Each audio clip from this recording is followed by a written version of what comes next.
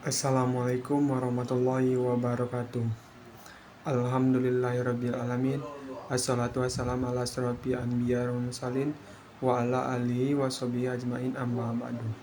Yang saya hormati Bapak Erkin Yogi Pradikta selaku dosen pengampu mata kuliah Filsafat Hukum Islam dan teman-teman yang saya banggakan.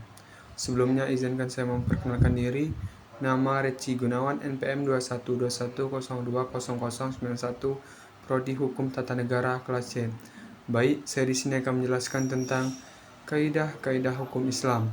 Langsung saja.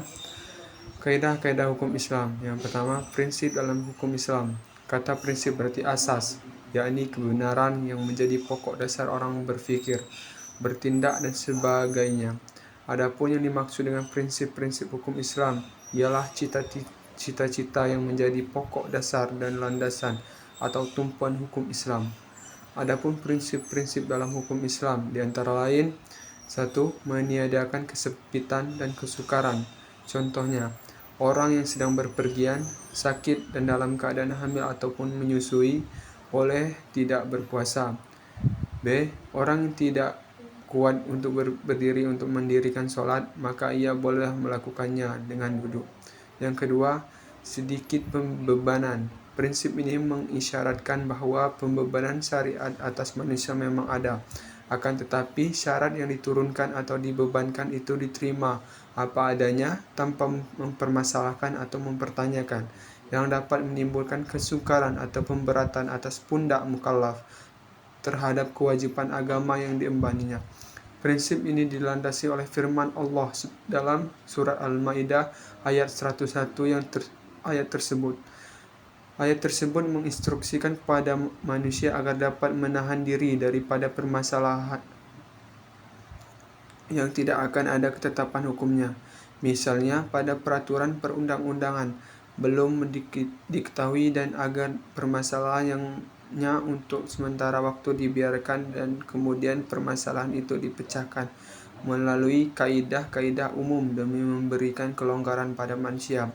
3. Bertahap dalam menetapkan hukum.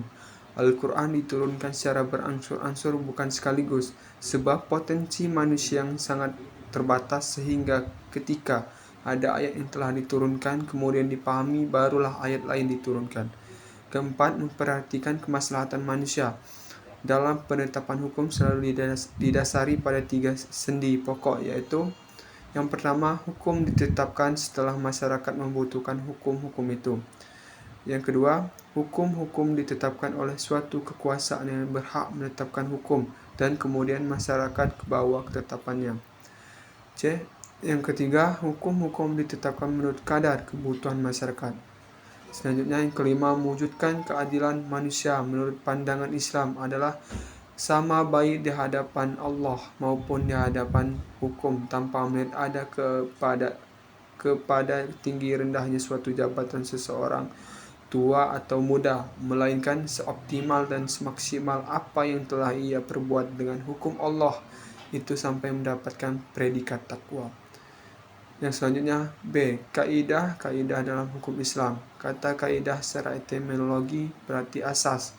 Adapun menurut Asyuti dalam kitab Al-Asbab wan An-Nazair bahwa kaidah adalah hukum yang bersifat kuli atau menyeluruh atau general law yang meliputi suatu macam-macam kaidah hukum Islam, yaitu: yang pertama, kaidah asasiyah yang memiliki contoh yaitu segala suatu atau perbuatan tergantung pada tujuan. Yang kedua, adapun kebiasaan itu dapat diterapkan sebagai hukum. Yang ketiga, kemudaratan itu haruslah dihilangkan. Yang keempat, yang sudah diyakini tidak dapat dihapus oleh keraguan-raguan. Yang kelima, kesukaran itu didatangkan kemudahan. 2. Kaidah khairul asasiyah. Walaupun kedudukannya bukan sebagai kaidah asasiyah, namun keberadaannya tetap didudukan sebagai kaidah yang penting dalam hukum Islam, karena para fuqaha sepakat atas kehujahan kaidah ini. Adapun kaidah-kaidah khairul asasiyah ada sebanyak 40 kaidah yang dapat kita ketahui dalam kitab Al-Asibah wan An-Nazair karangan Imam Jalaluddin Abdurrahman bin Abu Bakar Asyuti. Kemudian ditambah 68 kaidah yang terdapat dalam kitab Al-Majalatul Al-Ahkamil Adiyah yang telah disempurnakan oleh Mustafa Ahmad Az-Zarqa. C. Tujuan hukum Islam. Kajian tetap dimaksud atau tujuan ditetapkan hukum dalam Islam merupakan kajian yang sangat menarik dalam bidang usul fikih. Al-Shatibi mengatakan bahwa doktrin maqasid syariah adalah kelanjutan dan perkembangan dari konsep maslahah.